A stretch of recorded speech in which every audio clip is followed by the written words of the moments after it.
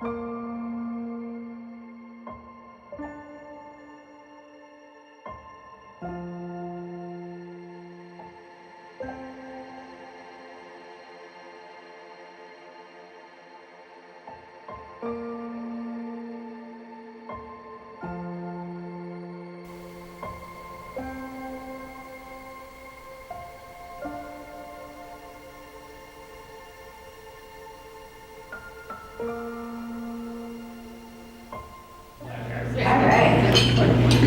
I want to tell you another little story from a storyteller. Susan Mcglade is a fairly new member. And she read our President General's Christmas blog, and she was moved to seek out and mail certificates of appreciation to any World War II veterans that we could find. She printed and coordinated the mailing as her Members Course project. And we contacted all of our members. We contacted Lake County Honor Flight and Journey Care, a hospice organization that has a special veterans program. So far, we've located 9 World War II veterans and mailed or delivered certificates to them. They are our friends, our neighbors, our uncles, our dads. And some of them, the 9 that we found, are pictured on the poster here. And so that will be back on the table, so you guys can take a look at it. 2 of these veterans and their families have joined us this evening, and I would like to introduce them. Victor Erdelac, who's right here at this table, was a U.S. Army Air Corps guard during World War II. He is joined by his wife Diane Erdelac, his daughter Denise Gavin, son-in-law Jim Gavin, and they're seated at this table. And their granddaughter, Bridget. Thank you, Bridget. I'm sorry. You weren't in my notes. She was a surprise to Grandpa. Jack V. Mulreed was a U.S. Navy frogman during World War II. He's joined by his wife, Roberta Mulreed, his son, Jack B. Mulreed, his daughter-in-law, Ann Mulreed, his daughter, Denise Danielson, and his cousin, Julie Felsenthal. Is that close? Very good. Welcome, everyone. We're so happy that you could be here this evening. Susan, thank you so much for a brilliant idea. And now we have the pleasure of hearing a little bit from Vic and some of his experiences. Are you ready to talk, Vic? And I can bring the microphone to you. He wants to come up here? Okay.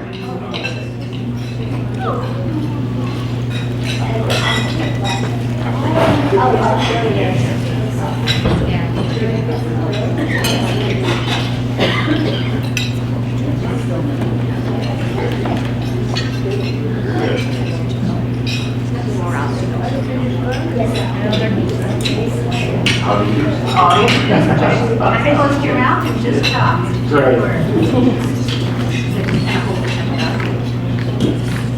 Good evening, DAR members, and yes, and the area. All right. I have to apologize a little bit. My eyesight is bad. My hearing is bad. I walk with a stick, and I wobble a lot. But other than that, the doctor says I'm very, very healthy. So anyhow, we would like to start out with when I was young, like a little boy, rather, really, I loved aviation. And when I could get away, there was a little airport near town, and I would get there and watch what was going on and wish one day that I could fly. So anyhow, when I graduated from grade school, I didn't have the money to start flying lessons, so I decided to join the Army Air Corps, and it was called the Air Corps at that time.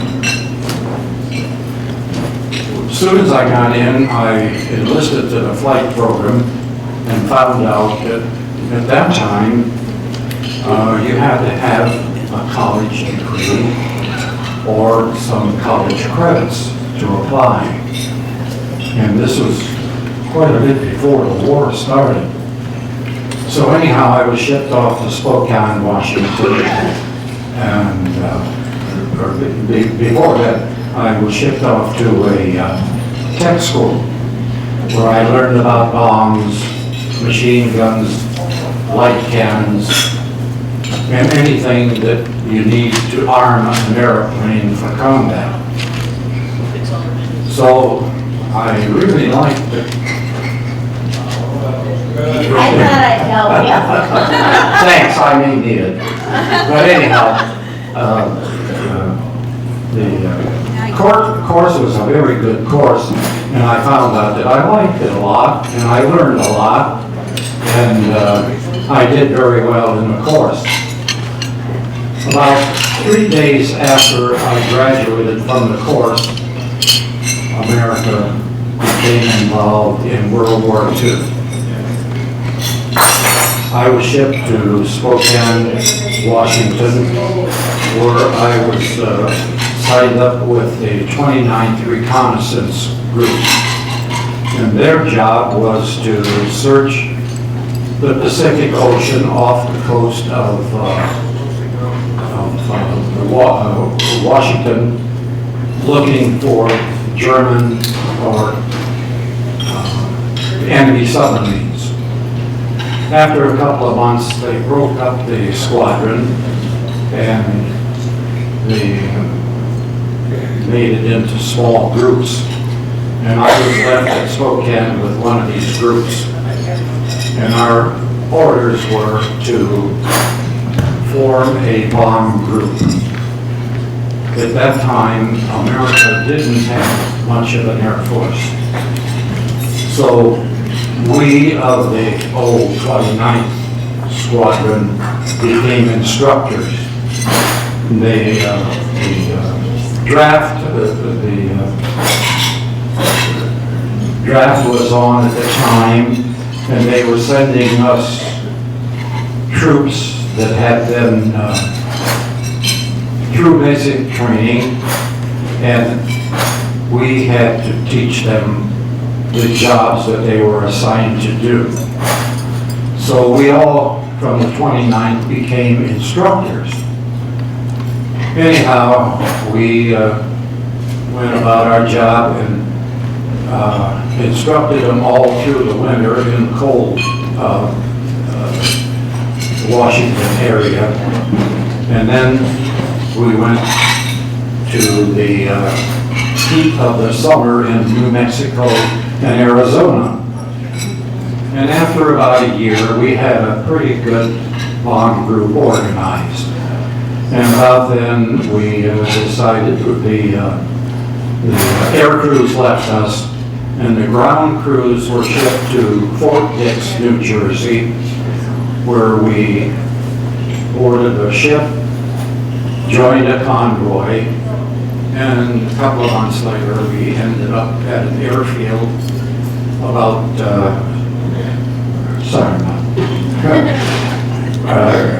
we ended up at an airfield about 60 miles north of London, where our air crews joined us.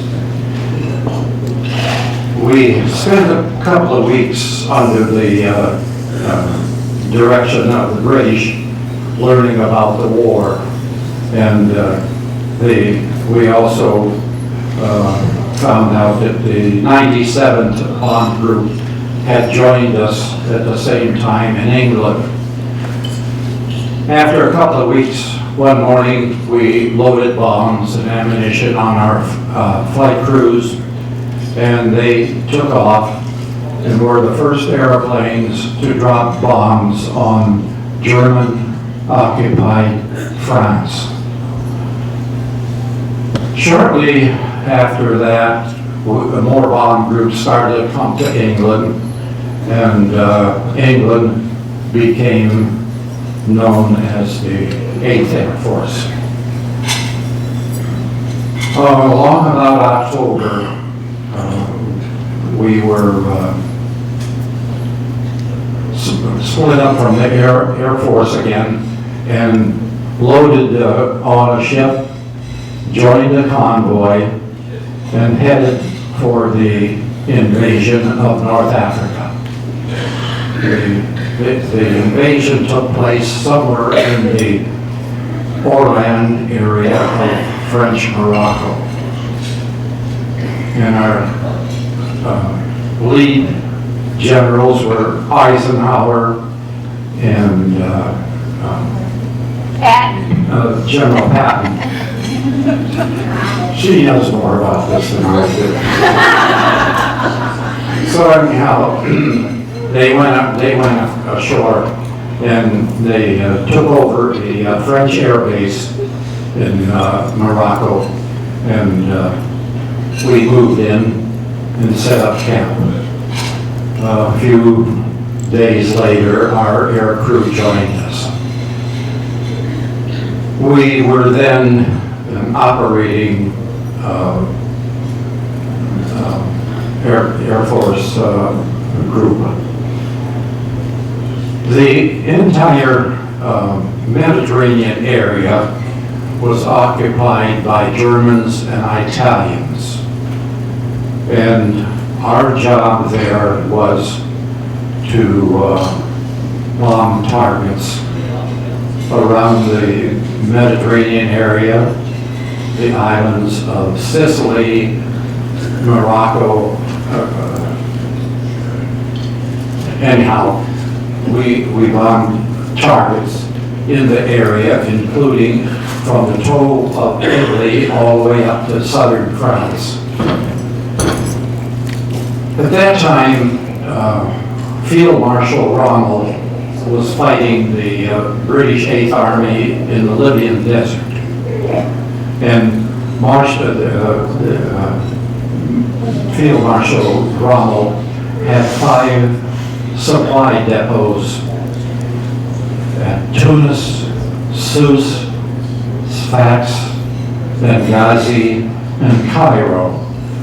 And our job in the Mediterranean was to keep supplies from getting to these depots. We bombed targets in the area of the Mediterranean, the islands, and targets all the way from the toe of Italy up to southern France. How many missions did you? I flew a total of 50 missions, and Tell them what you did. Tell them you were a waist gunner on a B-17. yes, I was a waist gunner. Thank you very much. It's a good thing that we have discussions at home. So anyhow, a waist gunner is the only person on the ship that is mobile. Everybody else is assigned to their station or they're in turrets. And it's my job, anytime there's anything on board while we're in the air that I can handle, then I take care of it. So, to begin, on the exhibit table, there's a picture of my crew. And it's taken in front of the airplane, and behind in the airplane you see open windows. That was my station. And there was a machine gun on each side of the plane, and I handled both guns. Then, give me a coach. Yeah. Tell them about your fall turret. Who was? Well, there's a lot of side stories and things. I think it's all interesting. I I hope so, because this is kind of scattered, but there are little stories everywhere you go. And we had a ball turret gunner who was colorblind. And at that time, if you were colorblind, you couldn't fly in the service. Somehow he managed to get in and was in our crew. And well, let's see. We were flying over a target at Lake Como, which was a big resort area pre-war. And the ball turret called me and said, "Vic, look down there on the lake. There's all kinds of seaplanes down there." So I looked down and they're all covered with camouflage, and I couldn't see a one. So I told them, every mission we flew, we had a debriefing with intelligence afterward to ask us how many planes were in the air, how many we shot down, how was the flak, was it heavy, what was the target like, anything that would be interesting for intelligence. And I told the gunner, when it comes time for debriefing, don't mention the airplanes on the lake, because they'll know you're colorblind and will lose you as a crew member. So anyhow, that's one story. As we took off, we were told by our pilot to be extra alert today because we have a guest passenger on board.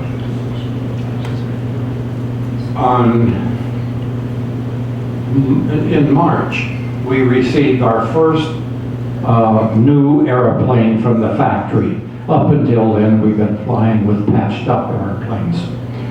And our commander decided that that plane was going to be the lead plane of all oncoming missions. And the only problem was we had not been receiving replacement crews from the States yet. And so he had to find a combat crew of gunners. And I volunteered to be a waist gunner. On April the 6th of 1943, 14 planes from the 301st Bomb Group took off and arrived at our usual bombing altitude of 25,000 feet.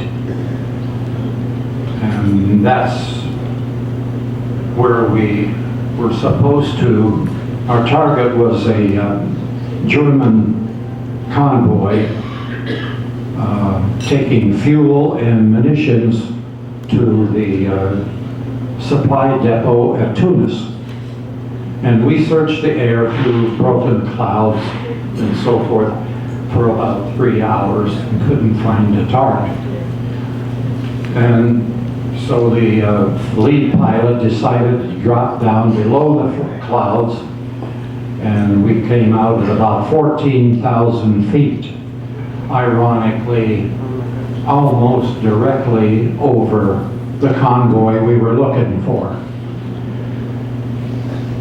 The convoy was entering the outer harbors of Tunis, the depot, and in spite of extreme anti-aircraft damage or firing from the convoy and from the shore batteries at Tunis, we completely destroyed the entire convoy.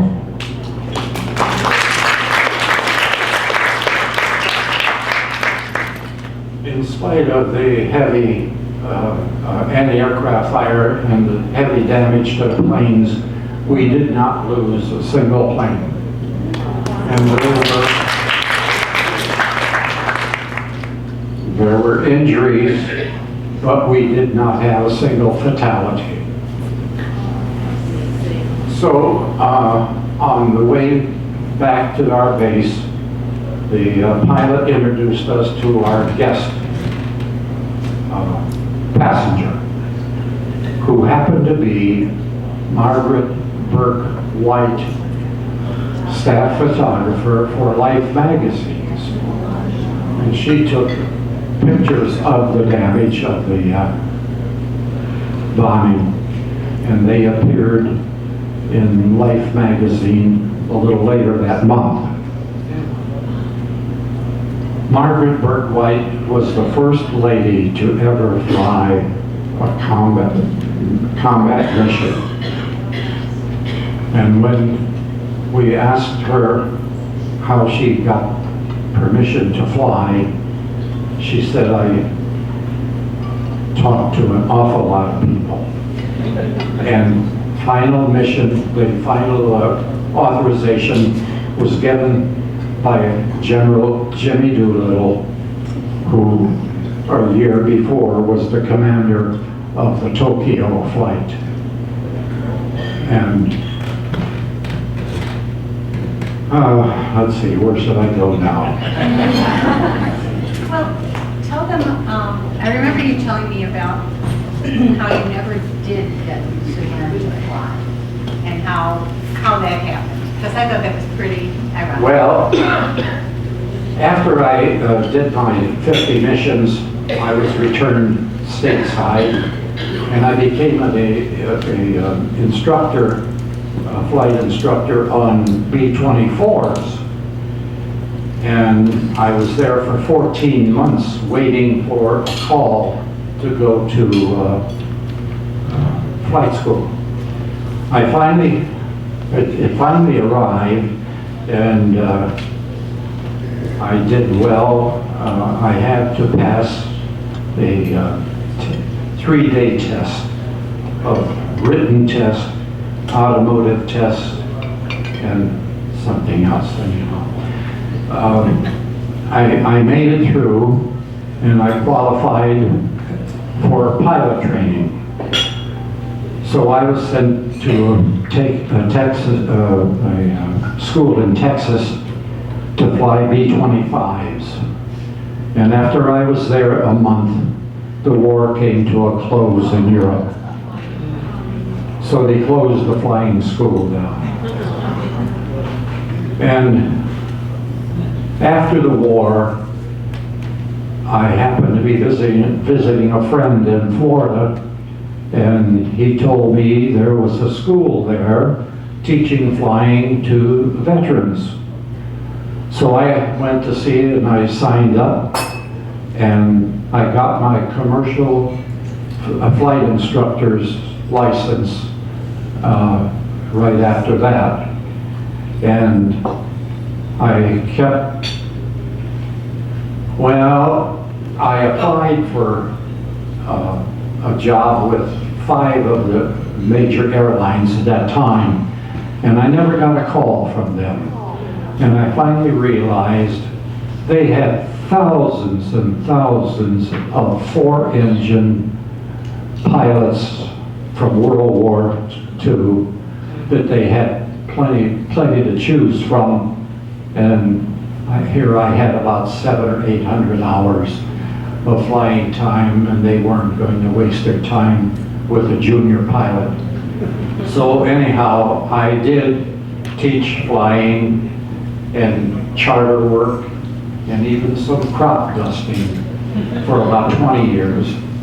And then I lost my license through a physical problem. So that's the story on my flying.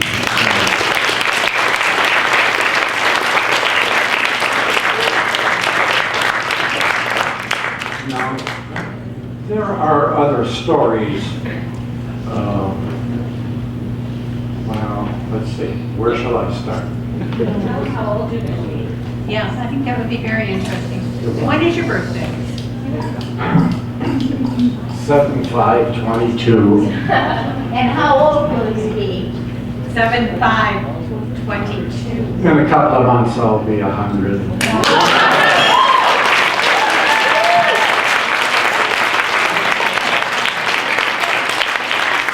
If I make it, and I'm so healthy, I think I'll do it.